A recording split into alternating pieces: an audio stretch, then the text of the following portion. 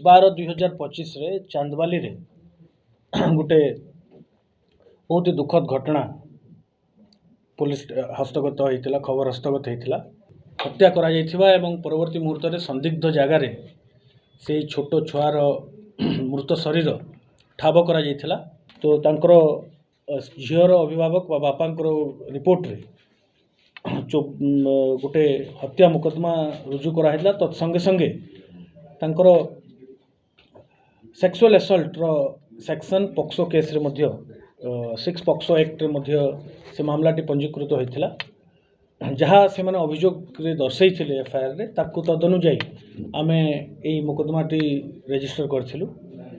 Immediately first challenge थिला police को से एक्यूज्ड को आइडेंटिफाई करबा। प्रथम स्टेप रु ही आमे अति सतर्कतार सहित ताकू इन्वेस्टिगेशन करा हितला एवं गोटे विभिन्न टीम फॉर्मेशन करथिले भद्रक एसपी एवं निजे राति तमाम ए दायित्व रे थिले जेमती अति शीघ्र से एक्यूज्ड आइडेंटिफाई हो एवं से इमिडिएटली अरेस्ट हो।